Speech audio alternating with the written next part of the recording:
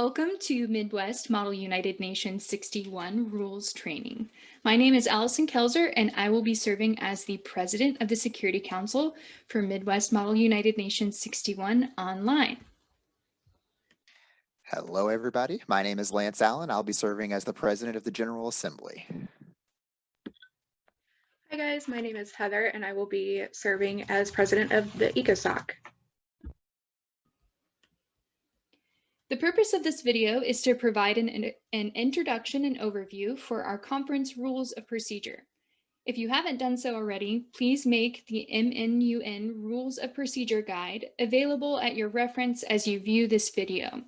You can find a copy of this at mmun.org/delegate-resources.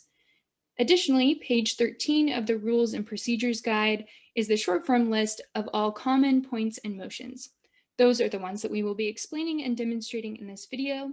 It is important to note that this video will be more focused on the philosophy behind each rule and how to effectively use them in committee versus the specific ways in which you will use them in Gatherly, the platform in which our online conference will be hosted. We will provide some examples of this, but have no fear, Gatherly is super easy to use. Let's begin in order of precedence. At MMUN, points are generally dealt with as they arise, but when a chair requests motions, multiple are usually taken at once. Motions are voted on by the committee first in order of precedence, then if multiple motions are of the same type, in the order received. All motions of the same type are considered equal and therefore do not take precedence over one another. When a motion passes, any remaining motions of the same type are not considered. Again, you may reference the short form rules on page 13 of the Rules and Procedures Guide, again, also available at mmun.org. First, we will begin with point of order. Delegations should rise to a point of order if they believe that a chair has made an error in procedure or neglected to follow a rule. Points of order should be made immediately following any error for immediate correction. When making a point of order, a delegate should maintain strict professionalism and plainly state the error that they believe has been made. Of course, this is going to look differently since we'll be online. We'll give further guidance on what that will look like, but more than likely your chair will ask if there are any points or motions, and you'll simply keep raising your hand until you are called upon. The chair should entertain any point or motion before moving on, and therefore your point of order will be recognized and corrected if needed. For the purpose of this demonstration, I will act as a chair and Lance will be acting as the delegation of Ukraine. Point of order. Ukraine, to what do you rise? The motion for consideration of topic area is debatable, but the chair did not request speakers in favor or opposed. Thank you, Ukraine. That is correct. We will now reconsider the motion for consideration to consider topic A. Turkey, you made the motion. Would you like to speak in favor? Points of order are never used to ask a question of the chair. Additionally, a point of order cannot be used to question the result of a vote. Next, we will move on to Rule 6.2, Point of Privilege. A point of privilege is used to make a request of the chair. If there is something that is affecting the experience of delegates in committee, such as speaker volume, outside disruption, or something else, delegates may rise to a point of privilege to request remedy. This point is less commonly used, as if there is an issue that is not urgent. Delegates should approach the dais staff during a recess of the meeting rather than rising to a point of privilege. This is, of course, going to look a lot different in an online space, but should be used in a similar fashion for less urgent issues by way of messaging, direct messaging your chair, your rapporteur, or your legal in your committee room. But we're, of course, going to be on a new platform, and there may be similar issues, and point of privilege is absolutely going to be used to help point those out. Now we will do a demonstration. For the purpose of this demonstration, I will be again acting as the chair, and Lance will be acting as a delegation of Peru. Point of privilege. On privilege, Peru. Thank you, Chair. There is substantial noise coming from the hallway that is making it difficult to hear speakers. Can the chair please have the doors closed? Thank you, Peru. The chair will have the door closed momentarily. Points of privilege may not interrupt a delegate that is currently speaking. If there are issues with room temperature, lack of water, or other non-urgent issues, delegates should approach a member of staff during a recess of the meeting. I am having a little smirk at this because we will not be in person, of course. And if you need more water, you will simply go get yourself more water. So using common sense, we'll think that this rule is going to adapt and change. Again, though, we can definitely use this rule to point out different things in the technical online space to be reported to your chair to make them aware of a challenge that needs to be met. But of course, it's not going to have to do with a physical room setting. Next, we will move on to point of inquiry. If during a session, a delegation has an urgent question regarding the rules of procedure, they may rise to a point of inquiry. Chairs may, after explaining a rule or set of rules, also ask if any delegations have any points of inquiry. For the purpose of this demonstration, once again, I will be acting as the chair and Lance will be acting as Malaysia. Point of inquiry. On inquiry, Malaysia. Could the chair please explain what will happen to the unapproved working paper if the motion to close debate passes? Thank you, Malaysia. If the motion to close debate passes, we will vote on the draft resolutions that are on the floor. Any working papers that have not been approved as draft resolutions and brought to the floor will not be voted on and may not be brought to the floor in this committee. Delegates should use care in asking parliamentary questions of the chair during formal session. If a question is not urgent, delegates should approach the dais staff during a recess of the meeting to ask it instead. Similarly, in our online space, you will virtually approach your dais and see if you can ask a question during a recess. Same thing, our direct messages in Gatherly can be used in this way to ask a point of inquiry. But the philosophy of the rule stays the same in that if you have a question about how committee is working and how you can have certain things happen, certain things that you would like to move along, and or you're just trying to learn how to have a better experience at Model UN, that is what point of inquiry is for. Again, if it's not urgent, if it's not something you're going to be voting on in that specific formal session, wait until a recess and virtually approach your dais or send them a direct message. Moving on now, we will talk about adjourning. A motion to adjourn is used to end the meeting and cease all work. Motions to adjourn will only be considered at the conclusion of the last committee and plenary sessions. Motions to adjourn do not include an indicated period of a time for adjournment. For the purpose of this demonstration, again, I will be acting as the chair and Lance will be acting as Micronesia. Are there any delegations wishing to make a motion? Seeing multiple? Micronesia, what do you rise? Micronesia moves to adjourn the General Assembly's second committee. Thank you, Micronesia. That was a motion to adjourn the meeting. Are there any seconds? Seeing multiple seconds, we will now consider the motion to adjourn the meeting. All those delegations in favor of adjournment, please raise your placards. All opposed? This meeting is adjourned until Midwest Model UN 61 or 62 that will hopefully be in person. Moving on now, we will talk about recess.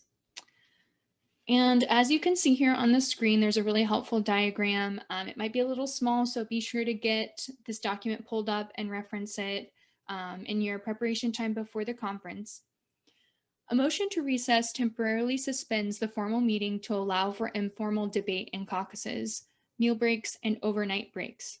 A motion to recess always includes for how long the committee will be in recess, or until what time. Motions to recess should not indicate a reason for the recess. It is very common for multiple motions to recess to be considered at a time. Delegates should always make the time for recesses of multiple of 5 minutes and should avoid making motions similar to those that are already on the floor. For example, a 20-minute recess instead of a 15-minute recess. Motions to recess are the primary motion that affects the flow of committee as shown below. I'm not going to read the graph, but I hope that you can see it and or that you'll take a look at it on your own. Due to the motion to suspend the meeting being one of the most common ones, We are not going to do a demonstration for this one. It's also because our script requires 4 people to be present to fill the different roles. So I encourage any delegations watching this to go and read the script themselves. It is, of course, here on the screen. If it's too small, please get it pulled up. Again, it's on our website at MMUN.org. I want to read another excerpt here to kind of conclude our discussion on recess, and then I'll be handing it over to Lance to talk about some of the rest of the most common rules. MMUN attempts to simulate negotiations as they take place at the real United Nations, and therefore, unlike some other Model UN conferences, does not have moderated caucuses. All right, everybody. As we introduced ourselves earlier, my name is Lance. I am the president of the General Assembly, and I'm going to be going through the next few of the rules. The first one is considering a topic area. Considering a topic area, very important to what we do. And luckily for me, this one, including a lot of my other rules, don't have a lot of changes regarding being online. So, when the committee is not in consideration of any topic, sometimes referred as being in open debate, this motion may be used to bring a topic on the agenda to the floor.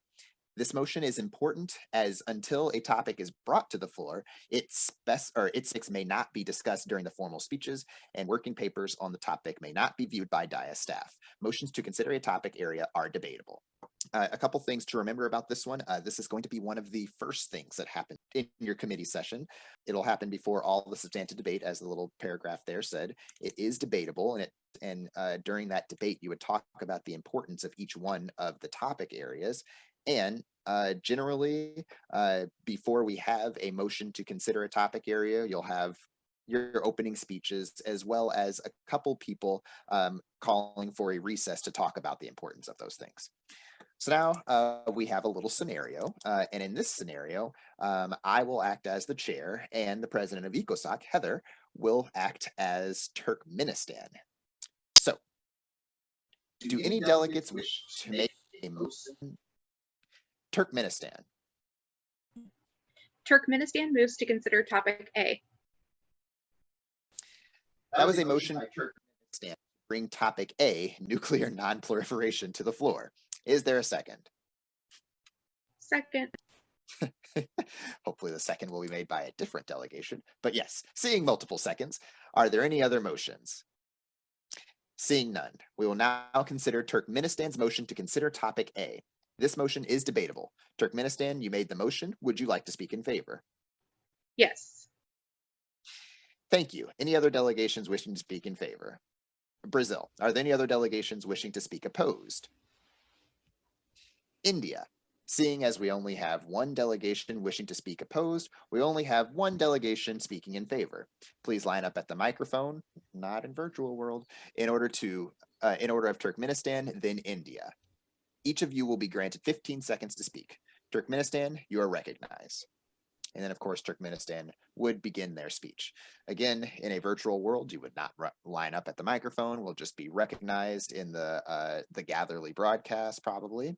The last part of this says that speeches on consideration of a topic area may compare the relative importance of the two topics or highlight the importance of the topic being proposed, but should not get into the substantive details of either topic. Motions to consider a topic area require a simple majority. All right. Moving on to the next one is closure of debate. Closure of debate is an important motion because it's what kind of brings the end to a lot of substantive debate. So I always like to say that to remember that this is it. When we close debate, it means that we are moving on to something new after this. And this also means that anything that you have on the floor, or even either formally or informally, if you're working on an amendment or something like that, if someone motions for closure debate, that's a good time to let your chair know that, hey, we're working on something and we'd like to get that through and brought to the floor before closure of debate happens. When delegates feel that they have finished their work on any topic, they may move to close debate. A motion to close debate immediately ends discussion on the topic and allows any draft resolutions that have been approved and moved to the floor to be voted on. If the motion to close debate passes, any working paper that has not been approved as a draft resolution and brought to the floor will not be voted on and will not be able to be later considered by the topic. This motion is debatable. All right. In this scenario, we'll have me acting as the chair and the president of ECOSOC, Heather, acting as the Russian Federation. Delegations wishing to make a motion, please raise your placard at this time. Russian Federation. Russian Federation moves to close debate. Thank you, Russian Federation. That was a motion to close debate. This motion is debatable. Russian Federation, would you like to speak in favor? Yes. Thank you. Any other delegations wishing to speak in favor? China.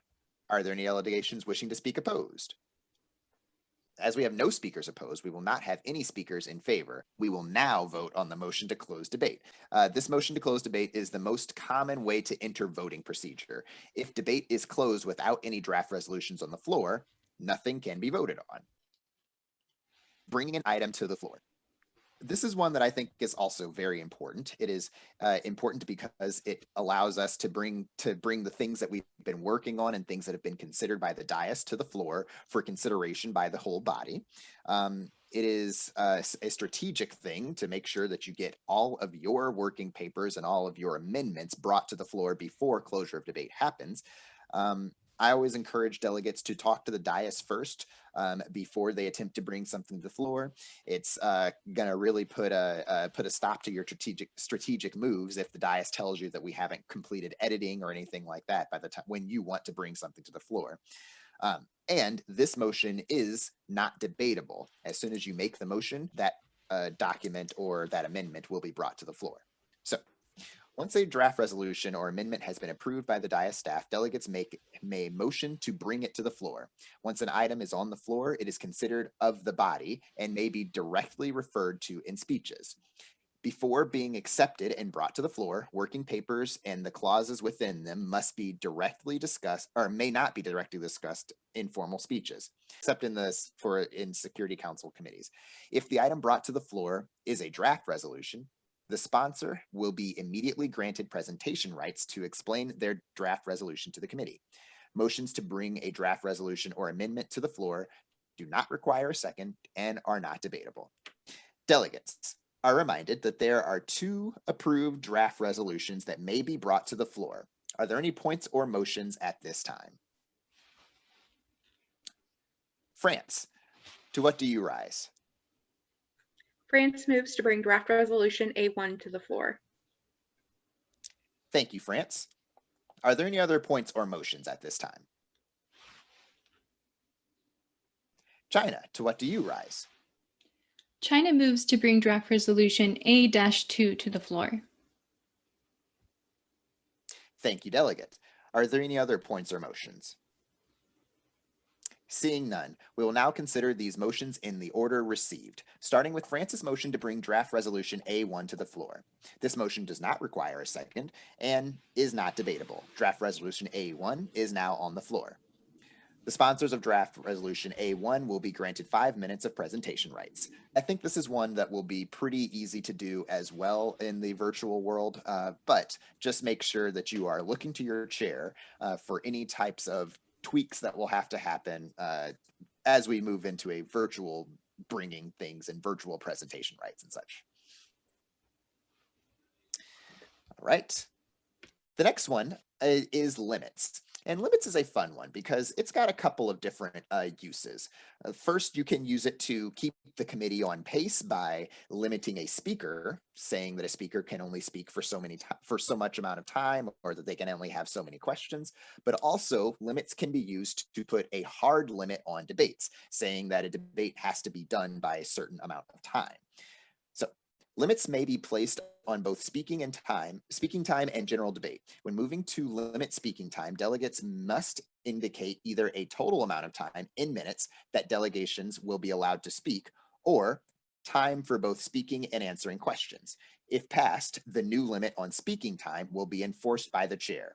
There is no default time on speaking. Next, when moving to limit debate on a topic, delegates should indicate the amount of time in hours that the debate should be limited to. Scheduled breaks, including meals and overnight breaks, do not count against this limit, though all other recesses do. If the motion to limit debate passes, when the time limit is reached, debate immediately closes and any draft resolutions and amendments on the floor will be voted on. Limiting debate is rarely used, as the committee may simply move to close debate at any time. Again, this is one that you can sometimes use to keep the committee on pace, but remember that once you have set a limit on debate, unless you amend that limit, you will kind of be stuck with that limit, and regardless of how quickly it approaches, right? We're going to skip the scenario on this one, but just remember that the chair is the ultimate determiner of what those limits are. And once limits are set, the chair will probably not recognize one immediately after it, or recognize one that is not significantly different than the previous motion. And if you have any questions about this, please take a look at the rules guide and ask your chair once you get into committee. The final one that I will be presenting for us is the division of the question. And I think the division of the question kind of gets a bad rap, as it is described as kind of a difficult one, one that makes that it is hard to work through, and one that's scary for some delegates to engage in. But division of the question, especially with the ways that it's described in the rules, is not hard and is something that is generally used to outline something that is extra good, extra special about a resolution. So, a motion for the division of the question may only be used during voting procedure and is for taking a portion of a draft resolution and separating it into an annex. This is used to highlight a portion of a draft resolution as of particular international significance. Examples of things that are commonly divided out are new definitions, treaties, new international frameworks, and other items of great importance.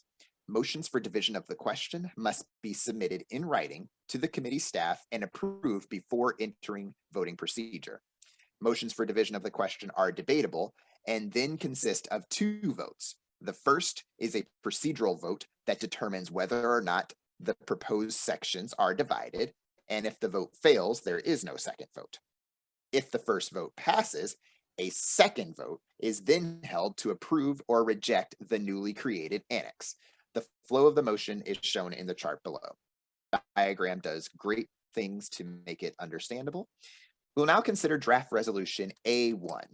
The chair has received a request to divide out operative clauses 9 through 12. Kenya, you submitted this motion. Would you like to speak in favor of it? Yes. Are there any other delegations wishing to speak in favor? Seeing no other delegations wishing to speak in favor, is there one delegation wishing to speak opposed? Djibouti. Delegates, please line up at the microphone. Kenya, you are recognized to speak for 15 seconds. Thank you, and then we'll have the speeches by both Kenya and Djibouti. Thank you, delegates. We will now vote on whether or not to divide out operative clauses 9 through 12. This is a procedural vote, and delegations may only vote yes or no. Once the vote is taken, we'll pretend like this motion narrowly passes. Thank you, delegates. This motion passes. We will now vote on whether or not to accept the annex as divided. If this motion passes, the clauses that have been divided out will be included into an annex to the resolution. This is a substantive vote, and delegations may abstain if they so choose. We'll say that this is the vote for the annex, and we'll say that this vote passes. All right, thank you, delegates. The annex has been approved and is now attached to draft resolution A1. We will now consider draft resolution A1 as divided. Are there any points or motions? Motions to divide the question are very uncommon, as they are typically only used when something is so exponential or so exceptional that it must be highlighted as an annex rather than being left in the draft resolution as normal. While it is hypothetically possible to use a motion to divide the question to remove something from a draft resolution, this is an improper use. The proper method to remove a clause from a resolution is via an amendment. Details on amendments are available in the delegate handbook. I'll also add that in a lot of cases, the chair will take will take back that role. They will tell you that this is not something that should be used as a division of the question. So if you have any questions about that, please ask your chair, and they will be more than happy to give you some guidance on that. Okay, and hi guys, I'm Heather. I'm the president of EcoSoc, and I'm going to be finishing out the rules training for us. So the next rule we're going to discuss is the adoption by consensus. The motion to adopt by consensus can only be used during voting procedure when considering a draft resolution. A motion to adopt by consensus allows a committee to adopt a draft resolution with a recorded vote or even just a vote count. When a motion to adopt by consensus is made, the chair will ask if there is any objection. If there is not, the draft resolution is immediately adopted. We are now in consideration of draft resolution A-2. Are there any motions? Egypt, to what do you rise? Egypt motions to adopt draft resolution A-2 by consensus. Thank you, Egypt. That was a motion to adopt draft resolution A-2 by consensus. Is there any opposition to adoption by consensus? If a few delegations raise their placards, you would note that there is opposition. Seeing opposition, the draft resolution is not adopted by consensus. Are there any other points or motions?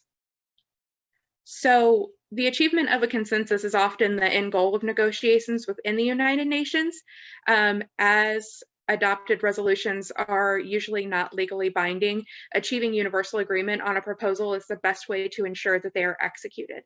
That said, consensus can be difficult to achieve. Any delegation that intends to vote no on a draft resolution should object to adoption by consensus. However, delegates should not object if they intend to abstain. Next, we're going to talk about table. A motion to table is used temporarily to stop debate on a topic or draft resolution that is currently on the floor. This is most commonly used when the committee decides it must address a more urgent issue or when the committee decides it cannot take action regarding a proposal on the floor. A table topic or a draft resolution can later be brought back to the floor if a delegation that voted to table makes a motion to reconsider.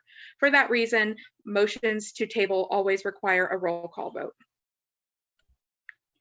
We're going to do another scenario with Allison, the president of the Security Council. Are there any delegations that wish to make a motion? Australia, to what do you rise? Australia motions to table topic B. That was a motion by Australia to table topic B. Is there a second? Seeing multiple seconds, we will now consider Australia's motion to table topic B. This motion is debatable. Australia, you made the motion. Would you like to speak in favor of it? Yes. At this point, we would take other speeches and then we would say, thank you, delegates. The motion to table requires a roll call vote. We will now take the roll. As this is a procedural vote, delegations may only vote yes or no.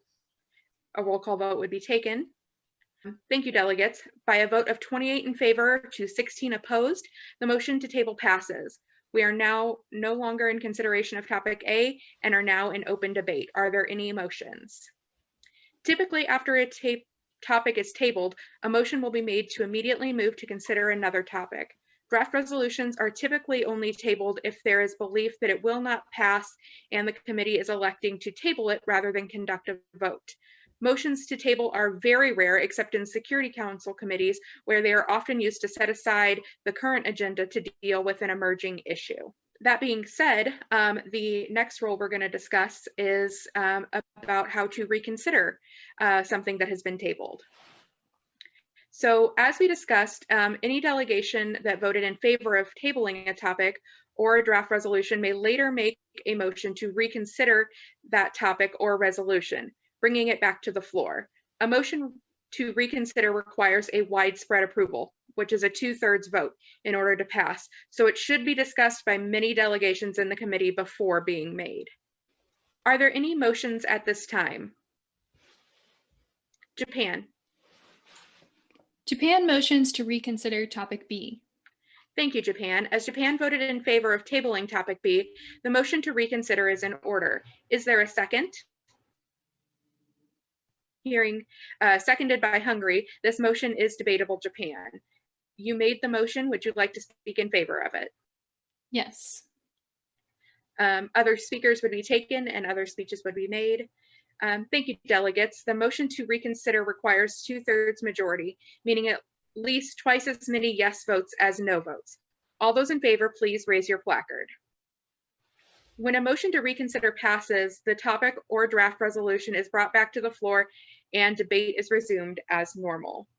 And finally, a roll call vote. Methods of voting are covered by Rule 8.3. Delegates may motion for a roll call vote on any draft resolution. This rarely used motion is used to ensure that all votes on a draft resolution are recorded and is typically only used when a draft resolution is politically contentious. We will now consider a draft resolution A-3. Are there any motions? Spain. Spain motions for a roll call vote. Spain has motioned for a roll call vote. This motion does not require a second and is not debatable. We will now take the votes. Delegations may respond with yes, no, abstain, or pass. The roll call vote would be taken, and by a vote of 12 in favor, 11 opposed, and 28 abstentions, draft resolution A-3 is adopted. Delegations should generally work to avoid roll call votes by eliminating highly contentious components of draft resolutions during their negotiations. Thank you, Heather, our president of ECOSOC, and thank you to Lance, who will be serving as the president of the General Assembly in February, just a little over a month away. Midwest Model UN Online 61 will be happening, and we're so excited to see you all there. We just want to underscore here that, again, the purpose of this video was to give context for new delegations and or to refresh older delegations about the philosophy behind the rules. There's more context to be given as to how we will facilitate these rules in Gatherly, but I want to take a moment to underscore some of the capabilities that we do know will be used so that you can watch out for them when you hopefully also take time to view the videos on how Gatherly works. And you'll be able to access all of those at midwestmodelun.org. Gatherly as a platform also has multiple training videos and tutorials on how the platform itself works, and we encourage you to look at those. But anytime we're voting in this online space, there's going to be two different things that are used, either a virtual submission forum, so like via a browser or something like that, you will log in with your delegation. You'll vote once, of course, because we're honest and diplomatic, and we would not vote twice. If you do, our server will catch it. And then also we'll be consistently utilizing the raising of hands. So that's an important feature to make yourself aware of. In addition to that, there's a direct messaging. And then there's the ability to actually come up to the dais when we're in informal session and to be able to have a conversation with them, much like you would in an informal, in a recess, like you would in person. The only other thing I want to underscore here too is that in a broadcast mode, when we're in formal session, and it will look like you'll just see your chair and your rep, or your chair and your legal of your committee on the screen. And during that time, it's very important that you mute your sound and your audio and your video so that you can pay attention, but also because it helps with the signal. So we hope that you found this video informative, and we hope that you take more time to review it before you get to conference. Again, we're so excited to see you there. Lance and Heather, thank you so much for your help with this. Motion to adjourn this training session.